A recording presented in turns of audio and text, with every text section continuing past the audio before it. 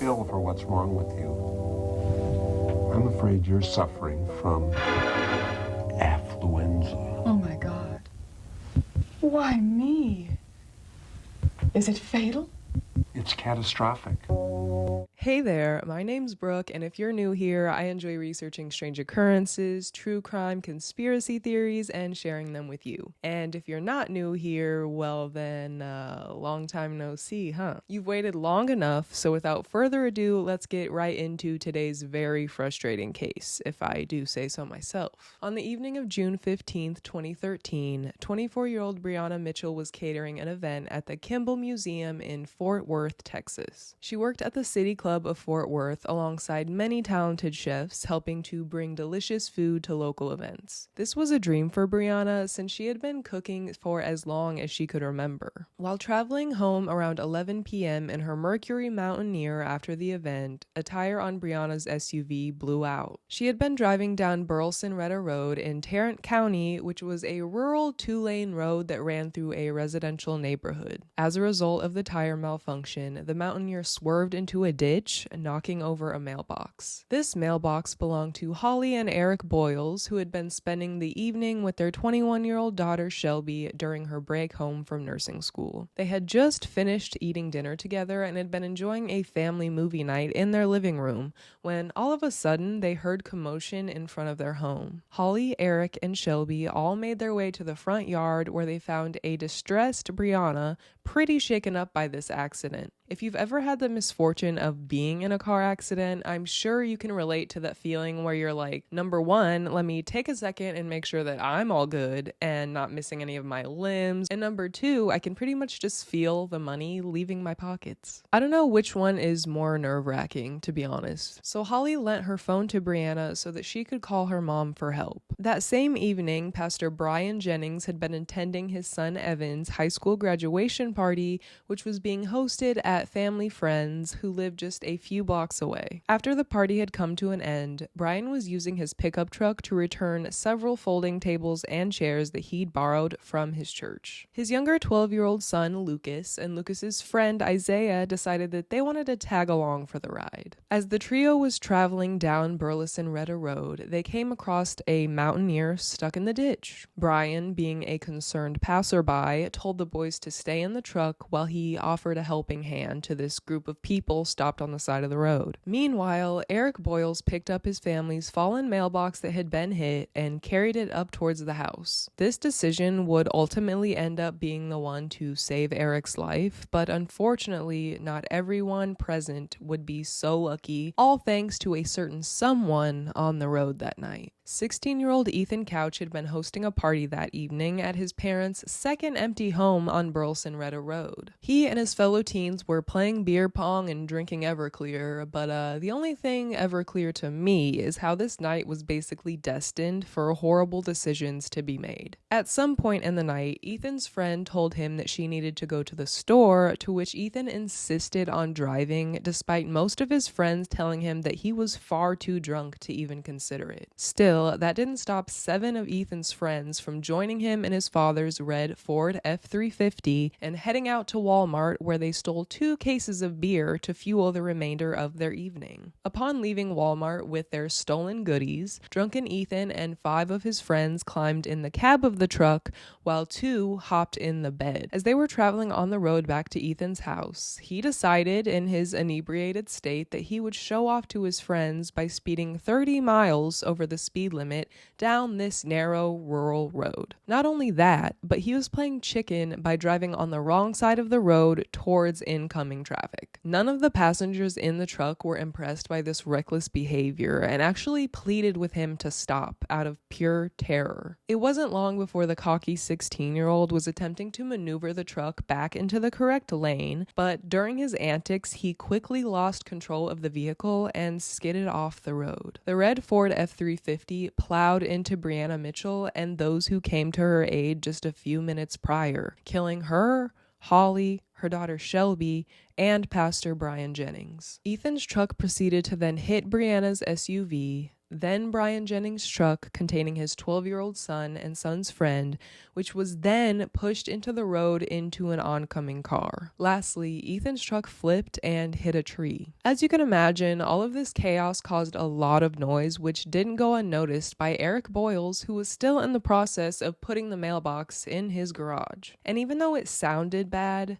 nothing could have prepared him to discover that it was the sound of his family being taken away. He immediately ran back out to the front yard and saw that his wife had been fatally injured. He continued in search of his daughter and found her thrown against a fence 20 feet away from where she'd been standing before the crash. Moments later, Brian Jennings' best friend Kevin approached the scene, followed by Brian's wife Shauna. They both had the immediate horrible feeling that something bad had happened to Brian. Jumping out of his car as quickly as possible to locate Brian, Kevin tried administering CPR, but his efforts were unfortunately unsuccessful. One of Ethan's friends named Sergio Molina had been one of the passengers riding in the bed of the truck, from which he was thrown during the collision. Once taken to the hospital, it was found that Sergio had suffered significant brain damage and was left paralyzed from the neck down. A final passerby named Shauna and her son Corbin were in the car driving down the road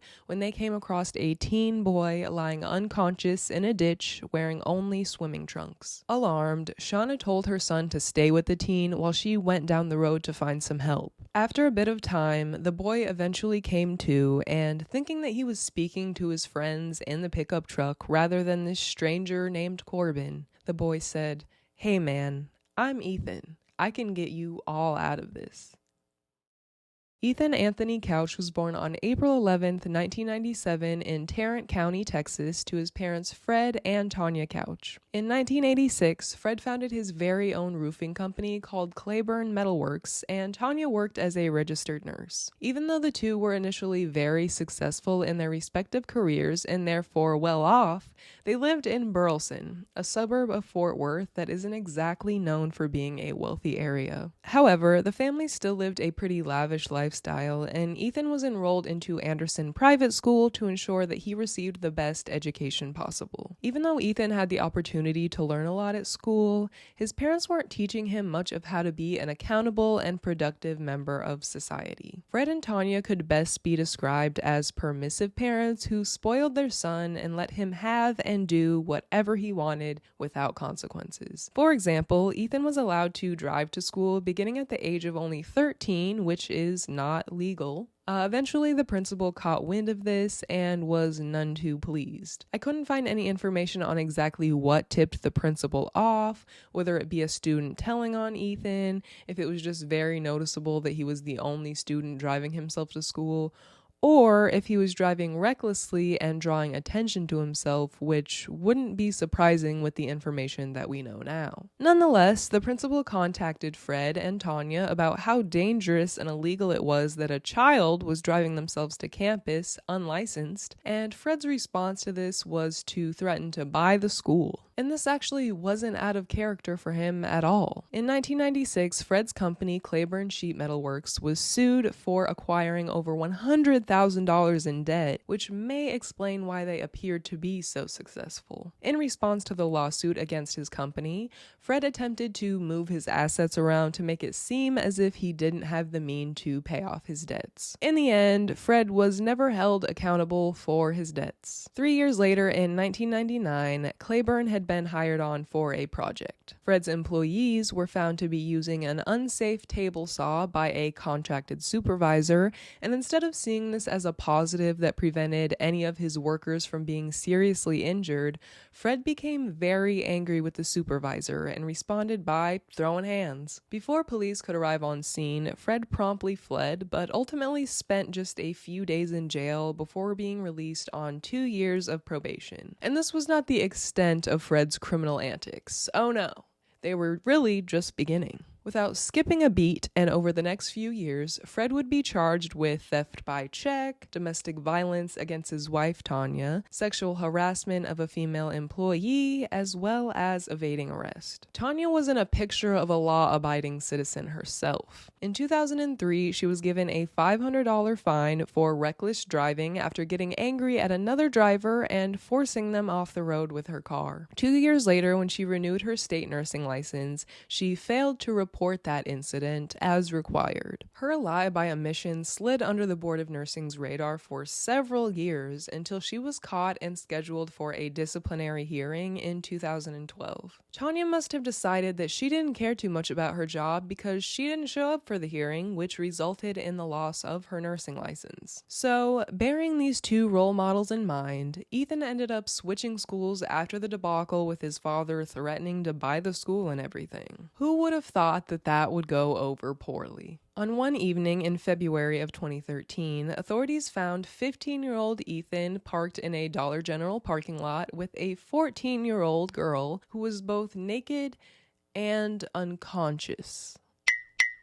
He was only cited for alcohol possession and consumption. Like, sir, you are literally a predator at this point, starting early. It's not a good sign. The reporting officer noted that he was very arrogant, a smart-mouthed kid that had a bit of an attitude with authority. And in response to the citation, Ethan said, "Thanks for ruining my life." Imagine how mad he would be if the consequences were actually proportionate to his actions. And oh boy, this was just the beginning. In juvenile court, he pled no contest to his charges, meaning that he accepted them, but he didn't admit guilt. He was sentenced to probation, a license restriction, and alcohol classes with an addition of 12 hours of community service, none of which he ended up completing. But of course, he received no reprimand. In fact, on June 15th, 4 days before the deadline of his court-mandated requirements, Ethan decided to have a little party at his parents' home on Burleson-Retta Road, where he'd actually been living alone for quite some time. It was that night while driving down the rural two-lane highway where an inebriated and perhaps egotistical Ethan Couch would take the lives of 4 and think that he could get away with it. 7 calls were made to 911 in relation to the incident, both from neighbors and those involved in the incident fortunate enough to avoid major injury. All of the calls that came in were incredibly distressing, as you can probably imagine. County 911, what is your emergency? There's a multi-car accident out in front of my house. There's 4 or 5 kids. There's kids laying in ditches and streets. Are you with the accident right now? Oh, Lord! Oh, yes, there's another child in the ditch. Oh, my God. Oh, my God.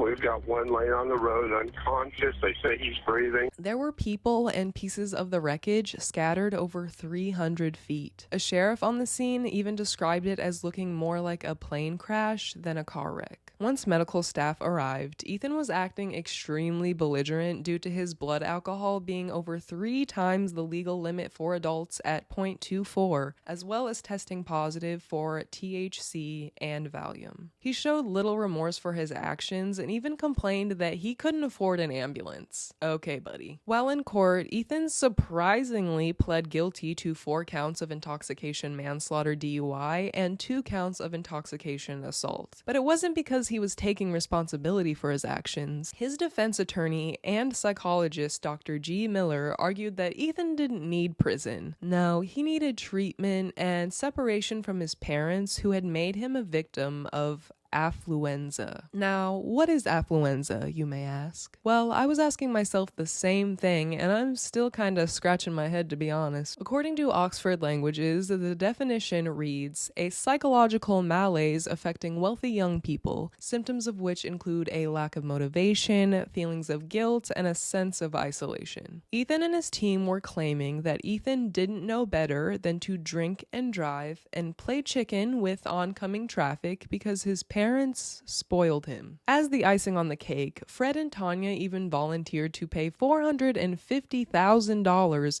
for Ethan to go to a treatment center in California. Much like me and 99% of anyone else who's heard about this case, the prosecutor thought that this affluenza defense was an absolute joke and had no chance of consideration in sentencing. He actually thought it was pretty insulting to the court and everyone in it that they were even bold enough to really use it as an excuse. In response, the prosecutor requested that Ethan be sentenced to 20 years in prison. Ethan decided to be sentenced by Judge Jean Boyd rather than a jury, which was surprising to a lot of people, given that she was known for being a stern yet fair judge and that juries are typically more compassionate in their sentencing. This caused those involved or keeping an eye on the trial to maintain hope that justice would be served. However, the juvenile court system in Texas favors rehabilitation over punishment, which I'd typically say is a great thing. But when a perpetrator such as Ethan admits that he'll find a way to worm out of punishment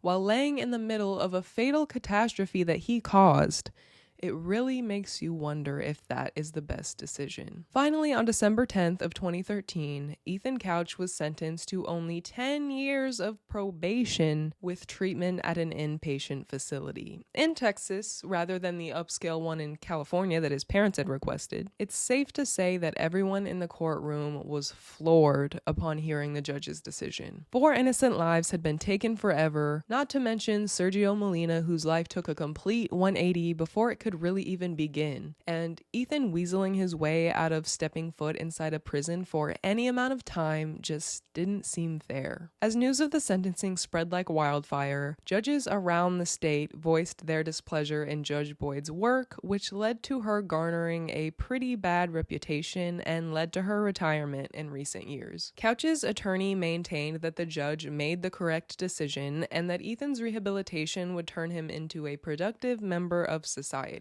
The families of the victims were rightfully the most upset with the sentencing, saying that the decision may have been right for Ethan and his future, but for the victims, it was wrong. The prosecutor apologized and tried to reassure the families by sharing his certainty that Ethan would almost certainly violate his probation terms and finally face some real consequences. In the meantime, Sergio Molina's parents filed a civil lawsuit against the Couch family along with Claiborne Metalworks, since the F-350 Ethan was driving that fateful night was property of the company. 6 months into Sergio's recovery in the hospital, his medical bills already exceeded over $1 million.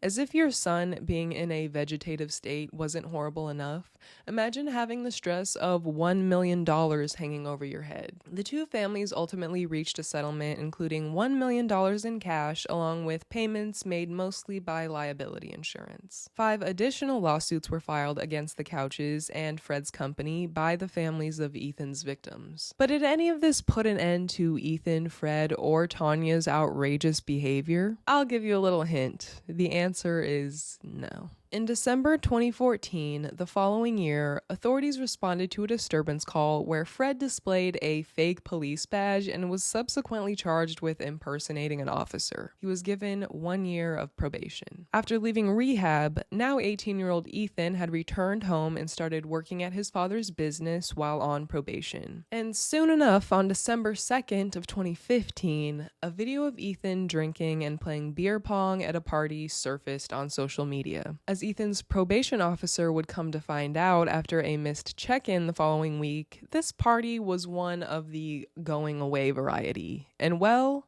Ethan was the one going away. The probation officer tried getting into contact with Ethan several times, but his unresponsiveness quickly made him a fugitive. As authorities began searching for any trace of him, they found that Tanya Couch had recently withdrawn $30,000 from her bank account, which was no coincidence. Ethan and his mother being on the run became international news, and bounty hunters from all over were trying to figure out where they went and how to get to them. In the end, it took the collaboration of many law enforcement agencies to finally track the pair down. 2 weeks later, on December 28th, U.S. Marshals located Ethan and Tanya at a resort in Puerto Vallarta, Mexico, after their phone call to order Domino's pizza was tracked by police. Upon arrest, it was apparent that Ethan had attempted to alter his identity by dyeing his naturally red hair to black. But he did comply completely once found and detained. He and his mother were then extradited back to Texas. Tanya was charged with money laundering and preventing the capture of a fugitive, but was released on $75,000 bond. The conditions of her bond included wearing an ankle monitor,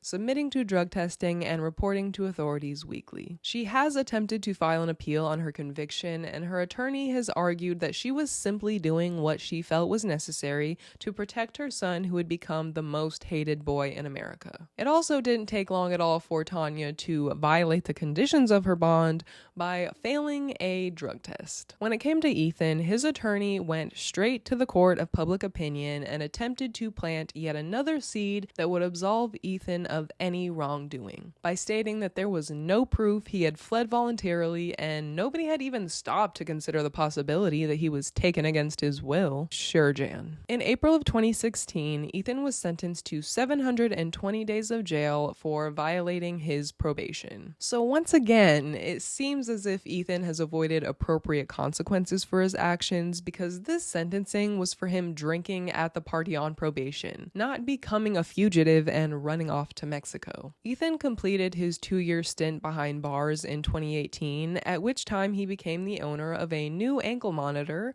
an alcohol monitoring patch, interlock device, and a 9 p.m. curfew. And what do you know? In 2020, Ethan violated the terms of his probation yet again when he tested positive for THC. Still, the now 26-year-old's probation actually ended on December 10th of this year, so he is a completely free man. Hasn't managed to get in any more trouble yet, but it's only been about 2 weeks as of filming, so let's not get our hopes up just yet. Fred and Tanya are no longer married despite their shared love for unaccountability, and the police have had to respond to 2 calls to Fred's home after he allegedly choked a woman with whom he was in a relationship. Unfortunately, he was only charged for the second occasion. I seriously do not know what is up with this family getting away with literal murder, because while I understand money can get you pretty far in life, it just seems as if at some point the judicial system would be like, all right guys, we're actually going to have to start handing out some stricter sentences here, because it's starting to look suspicious on our end that this family is just always up to something. But no, they don't care. They don't care. Whether it's the $100,000 that Fred's company owed, Tanya driving recklessly and endangering the lives of others, or Ethan literally killing 4 people and ripping them apart from their loved ones without the bat of an eye, I guess none of it mattered more than the money. A lot of the articles I came across when researching this case mention Ethan being a spoiled kid with no regard for others, which I 100% agree with, but once I found his parents' lengthy criminal records, it started to make more sense. Stick with me on this. The Affluenza defense has been heavily ridiculed and even laughed at, by myself included, but I think it's pretty clear that from the outside looking in, Affluenza is less about the ignorance of right versus wrong, as Ethan's attorneys claimed, and more about the belief that a person is above the law and above society in general. The judicial system in this case has shown time and time again to reinforce this belief by giving certain people a slap on the wrist for the same crime that would end a much more economically disadvantaged person behind bars for a very long time. But it would appear that this definition of affluenza isn't in the favor of the rich or the courts, so once again, it doesn't matter. With that being said, I do think that Fred and Tanya are 2 very self-centered individuals who were enabled to keep making horrible decisions over and over and over again. And if you're gonna keep getting away with it, I mean, why not? Then throw a child into the mix, and they're of course going to end up mimicking the same behavior that they see. When the child realizes that they're also seemingly immune to punishment as well, gonna keep doing it, because why not? Still, Ethan obviously knew that what he was doing that evening was dangerous and illegal, and he knew that whatever came out of it wouldn't be his problem to deal with. His actions resulted in the untimely death of 4 individuals and paralysis of 1, and unfortunately, Ethan was correct in his his assumption that he'd get out of it one way or another. I hate to say I think that it would take a miracle for Ethan to get on the straight and narrow and stay there, but I really hope he can prove us all wrong this time. And with that, we've just about reached the end of today's video. This case was so frustrating to research because each time somebody messed up, I was like, is this gonna be it?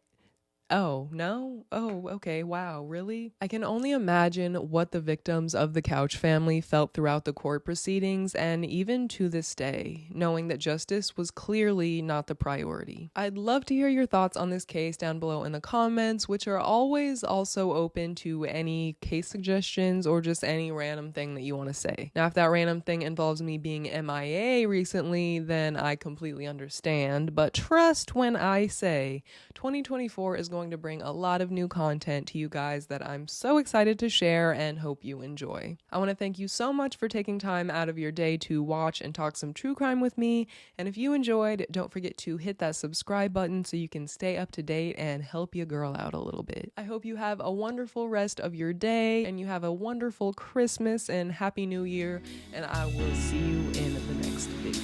Bye!